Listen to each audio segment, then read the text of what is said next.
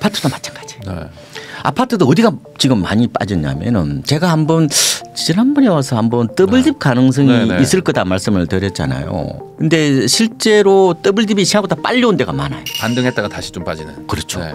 지금 그렇게 많이 빠진 데가 없어요. 어디가 많이 빠졌냐면은 박사님 안녕하세요. 네, 반갑습니다. 네, 저희가 또 이제 모신 날이 이제 3월인데 지금 이제 1월, 2월이 또 지났고 그래서 어느 정도 막 통계 같은 것들도 좀 나오는 것 같아가지고 지금 올해 초 1, 2월 상황 어떤지 한번 설명해 주시면 좋을 것 같습니다. 지표는 약간 혼조세라고 보면 돼요. 뭐 가격 전망 지수도 어떤 데는 기준치 100을 넘은 데도 있고 또 나머지는 또 여전히 100 이하라다. 그러면은 시장에서 지금 매수자들이 뭐 적극적으로 지금 나서지 않고 있다.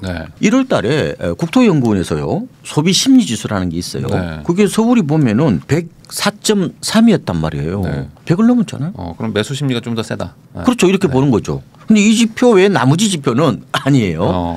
그래서 제가 KB 그 중개업소 사장님을 대상으로 하는 게 저는 이게 가장 정확한 것 같아요. 아까 제가 12월이 안 좋다고 말씀드렸잖아요. 여전히 전국으로 보니까 이 매매 전망 지수 오를 거냐 내릴 거냐에 대한 걸 보면은 약간 올라가고 있어요. 그렇지만 여전히 100 이하라는 거예요. 그래서 작년 12월이 82.2였습니다. 굉장히 낮죠. 그렇죠? 그런데 올 1월이 85.3. 그다음에 2월이 88.1이에요. 상당히 빠르게 올라가고 있네요. 좀 올라가고 있는데 여전히 100 이하죠. 다만 지금 전세 같은 경우는 100을 다 넘었죠. 전세는 전국은 지금 2월 달 기준으로 98.5고 서울은 106.3이에요. 지금 매매는 약간 좀 바닥권에서 좀 거래가 뭐 이렇게 좀 되는 뭐 이런 양상이고 전세는 조금 어떻게 보면은 여러 가지 뭐 공급 불안이라든지 뭐 집안 사고 또 전세로 눌러앉거나 뭐 빌라 사기 여파로 또 아파트로 또 수요가 이동하는 여러 가지 그런 게 겹치면서 어떻게 보면 약간 온도차가 있다. 그렇지만 전체적으로 보면은 여전히 불황이다 이렇게 보시면 될 것 같습니다. 그래서 요게 지금 이제 좀 있으면 이제 총선이기도 하고 하다 보니까 그 총선 이후에는 뭔가 좀 변화가 있겠지 않느냐 뭐 이런 얘기하시는 분들도 있는데 어떻게 보십니까? 저는 일회성 이벤트라고 보고 있거든요. 총선이나 대선이 집값에 어떻게 보면 하나의 분수령이 되고 혹은 이제 시세 상승의 뭐 트리거 포인트가 되는 경우는 딱 한 번 있었다고 봐요. 저는. 2008년에 그 뉴타운 광풍 아시죠? 그때 4월 총선 때 후보들이 온 동네 골목길을 돌아다니면서 뉴타운 한다고 홍보를 한 거죠. 그 덕에 이제 그 당시에 집값이 많이 올랐는데 그 이후에는 거의 없어요. 총선에 너무 큰 비중 이때는 뭐예요 주로 뭐 굉장히 긍정적인 측면이잖아요. 그렇게 되기에는 여러 가지 지금 시장 체력들이 있잖아요. 조금은 그렇게 녹록지는 않다. 여전히 고금리고 또 PF 부실 이런 것들이 시장을 좀 짓누르고 있는 것도 있고 그래서 지금은 총선에 너무 무게중심을 두지 않는 것도 괜찮지 않을까. 저는 이렇게 봅니다. 이런 것도 좀 있지 않을까요? 아무래도 뭐 총선이 뭐 정책을 좀 뭐 이렇게 결정할 수 있는 그런 뭐 국회의원을 뽑는 거다 보니까 지금 살까 하다가 조금 기다렸다가 뭐 어쨌든 뭐 결과가 나오면 뭐 4월부터는 좀 사야 되겠다 아니면 안 사야 되겠다 오히려 약간 좀 방향성이 좀 명확해지지 않을까 하는 그런 건 있는데 그런 것도 없을까요? 큰 영향은 없을까요? 방산주 사는 것도 아니고 그렇게 예민한가요?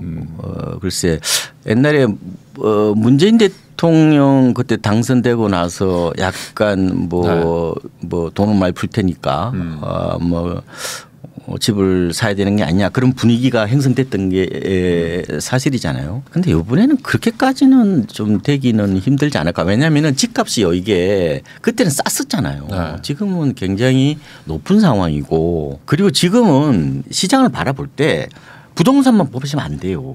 대체재들이 많이 생겼잖아요 지금은. 그렇죠. 그럼 아파트를 살 거냐 아니면은 내가 그럼 코인을 살 거냐 아니면은 내가 뭐 엔비디아를 살 거냐. 이거를 테이블에 놓고 내가 비교 우위를 통해서 선택을 하는 거라고 봐요. 지금은 부동산이 어떻게 보면은 필수는 아니에요. 특히 투자재로서 부동산은 저는 필수는 아니라고 보고 종합적 시각에서 저는 부동산을 좀 바라봐야 된다. 만약에 부동산이 특히 아파트가 오를 가치가 없다고 생각한다면은 저는 뭐 안 사셔도 된다고 봐요. 누가 뭐 사라고 등 떠미는 사람도 없고 그래서 이 방송도 여러분들이 어느 정도 내가 그 시장에 메리트가 있는지를 보고 접근을 해야 된다. 제가 드리고 싶은 말씀은 반드시 아파트만 고집은 하지 마라. 그래서 최근에 제가 이 미장원이라든지요. 네. 아니면은 이게 이제 그 모임에서 가보면은 그 화제가 보면은 대부분이 비트코인하고 아니면 엔비디아 두 개예요. 거의 두 개인데 최근에 그 두 사람한테 그거를 좀 많이 좀 어떻게 보면 충격을 받았는데 이분이 부동산 전문 기자를 오랫동안 하셨어요. 네. 근데 이분이 미국 주식을 하시는 거예요. 그래가지고 아마 반도체 3배짜리 산 것 같아. 네네. 엔비디아하고 그래가지고 한 1억 가까이를 벌어서 두 사람한테 외제차를 사줬다는 사람 많아. 네. 그러니까 지금은 굉장히 이게 다층화되어 있는 투자 시대라고 보면 돼요. 네. 또 한 분은 제가 들어본 중에서는 나이가 69세예요. IT 기업 대표신데 네. 이분이 보니까 이더리움하고 비트코인을 사셨는데 이분이 만나는 사람마다 비트코인을 사라는 분이에요. 근데 하필 내가 그 1억은 넘었을 때 날 이분을 만났는데 그분은 뭐라고 그러냐면은 이 세상에 두 종류의 사람이 있는데 한 사람은 비트코인 갖고 있는 사람 또 한 사람은 없는 사람이라는 거예요. 졸지에 제가 없는 사람이 됐잖아. 조금 넓게 보면요. 이게 거인의 어깨에서 본다고 얘기하잖아요. 이 자산시장의 거인의 어깨에서 보면은 어느 쪽에 더 메리트가 있을 건지를 같이 그 지형도를 보고 판단해야 되고 아파트도 마찬가지예요. 네. 아파트도 어디가 지금 많이 빠졌냐면은 제가 한번 지난번에 와서 한번 더블딥 가능성이 있을 거다 말씀을 드렸잖아요. 근데 실제로 더블딥이 생각보다 빨리 온 데가 많아요. 반등했다가 다시 좀 빠지는. 그렇죠. 네. 지금 그렇게 많이 빠진 데가 없어요. 어디가 많이 빠졌냐면은 주로 MZ세대들이 정주 공간이라고 그래요. 정주 공간으로 생각하는 것보다 갭 투자의 타겟이 되었던 지역들일수록 이번에 급락이 왔어요. 플러스 재건축이라면. 네. 재건축 이슈를 갖고 있다면. 재건축이 돈 안 되잖아요 지금. 네. 그래서 제가 조사를 해보니까 많이 빠진 데가 주로 상계동 같은데 송도, 인덕원 그다음에 일부 수원 지역 이 지역들이 대부분이 GTX 주변 지역들이에요. GTX 뭐 A라든지 B라든지 C 노선을 근처로 해서 개발 기대감이 좀 컸던 지역들이 이제 많이 올랐다가 이 일부 이제 그 못 견뎌서 좀 매물을 내놓는 투매 물량이 좀 또 나왔다고 봐요. 일부 지역에서 그걸 이제 말하자면은 헐값 사냥꾼으로 이제 봐야 된다. 뭐 페테일 헌터, 박연 헌터 이런 얘기를 하는데 뭐 그런 측면에서 본다면은 조금은 선별적으로 저는 아파트를 해도 된다 이렇게 보는 거예요. 그러니까 무조건 지금 보면은 이 통계와 평균을 보면은 지금은 이 채굴을 못 해요. 이제 뭐 원화 채굴도 얘기하고 뭐 비트코인 채굴도 채굴 한다는 마인드로 이 아파트 시장에서 좀 접근을 해야 되지 않을까. 주식도 보면은 뭐 저평가되어 있는 거라든지 아니면 낙폭 과대라든지 너무 시황이 보지 말고 저는 현장에서 자꾸 답을 찾으라고 말씀을 드려요. 충분히 저는 만약에 제가 산다고 작정을 하고 마인드로 그런 마인드로 좀 절박한 마인드로 혹은 간절한 마인드로 저는 접근한다면은 지금도 저는 충분히 기회다. 올해가 기회거든요. 네. 올해가 뭐 상반기에 싸면 더 좋고요. 상반기가 저는 괜찮을 것 같은데 뭐 근데 상반기에 기회라 하더라도 가격이 맞지 않으면은 살 필요가 없는 거예요. 그래서 항상 타이밍과 프라이스를 동시에 보시면서 접근하셔야 되는 거예요. 그렇게 주식 발굴하듯이 뭐 좋은 종목 발굴하듯이 비트코인 좋은 종목 발굴하듯이 그렇게 아파트를 접근해야 되지 않을까. 저는 이렇게 보고 있어요. 뭐 올해가 좋은 시절이라고 얘기하는 어떤 이유가 있을까요? 지금 상반기가? 어쨌든 금리는 인하할 것 같아요. 저희들이 지금 올해 우리나라 기준금리를 연말에 한 3% 정도 봅니다. 0.5 정도는 내려갈 수도 있다. 예, 지금 3.5%니까 내년 말을 한 2.75 정도로 봐요. 그래 확 안 떨어지죠. 집값이 이렇게 곤박질 친 가장 큰 원인은 바로 고금리 태풍이라고 본다면은 그죠? 금리가 어느 정도 좀 인하가 되면은 시장이 좀 숨을 쉴 수 있을 거다 이렇게 보고요. 근데 금리 인하한다고 올해는 그렇게 효과는 발휘를 크게 안 할 겁니다. 논문들 보면요. 그렇게 금리 인하한다고 하더라도 시장이 심리가 침체돼 있으면 이 반응이 잘 안 와요. 그래서 아마 내년 되면은 이제 입주 물량이 많이 줄어들어요. 내후년은 더 없고요. 그래서 공급 불안이 내년부터 조금은 반영될 수가 있다. 그러니까 이제 보통 이 공급 불안은 항상 이게 영향을 미치는 게 아니에요. 그러니까 오히려 집값이 폭락 올 때 입주 물량이 적을 때도 많았단 말이에요. 가령 2012년에 우리가 전국 아파트 입주 물량이 18만 가구밖에 안 됐잖아요. 그런데도 불구하고 하우스푸 사태가 일어났는데 이 공급 불안 이런 부분들은 시장이 극도로 안 좋을 때는 별로 이렇게 민감도가 떨어져요. 그런데 시장이 약간 우호적인 환경이라 할까요? 뭐 집 가진 사람 입장에서는 우호적인 환경이겠죠. 그런 이제 긍정적인 분위기가 형성되면 이게 트리거 포인트가 될 수 있다고 봐요. 그래서 내년에 저는 시장이 회복될 가능성이 좀 있지 않느냐 이렇게 내다보는 거고 또 인플레이션도 감안해야 되죠. 집값은 장기적으로 보면요 물가만큼 올라가는 거란 말이에요. 그런데 그 언제 그러면 인플레이션이 반영이 되느냐. 그거는 침체기 때는 반영이 안 돼요. 네.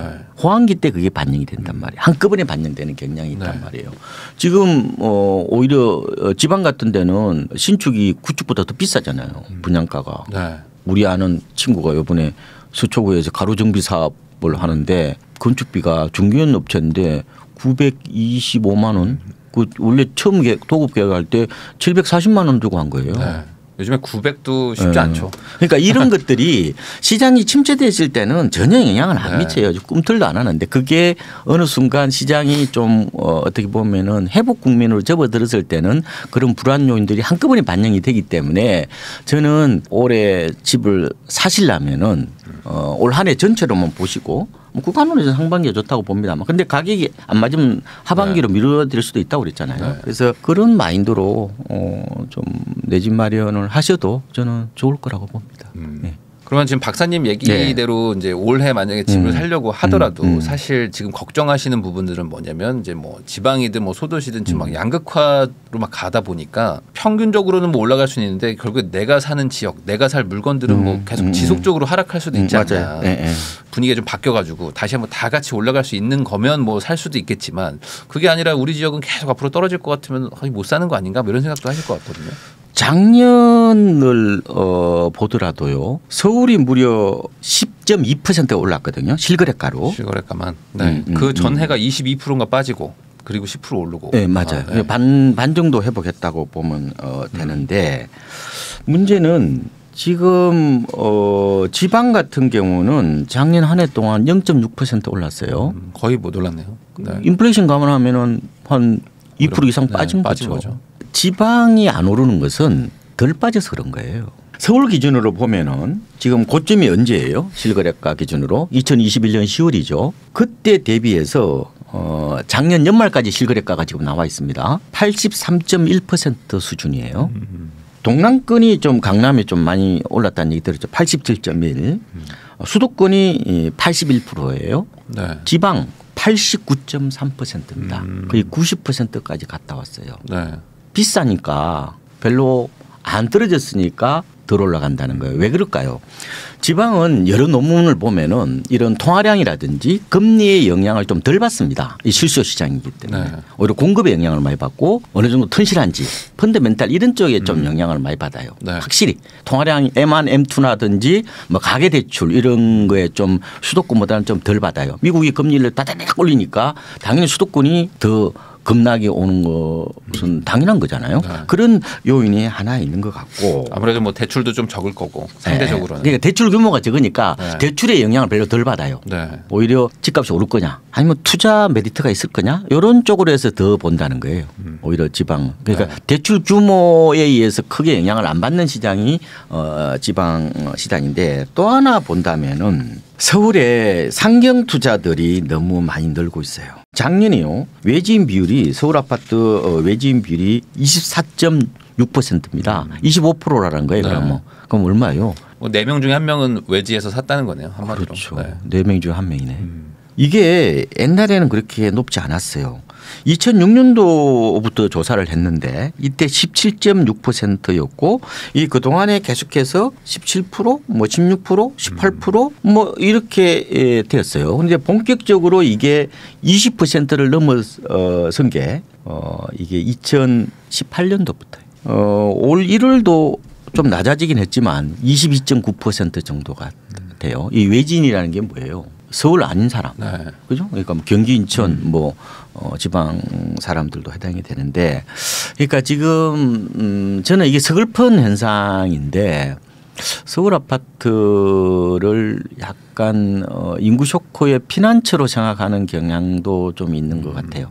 이른바 이제 갭 투자, 외지인 투자, 이게 이제 하나의 트렌드가 돼버렸고 투자 상품화되는 경향, 이걸 이제 주택의 자산화라고도 표현하는데 이런 것들도 좀 영향을 미친 게 아닌가.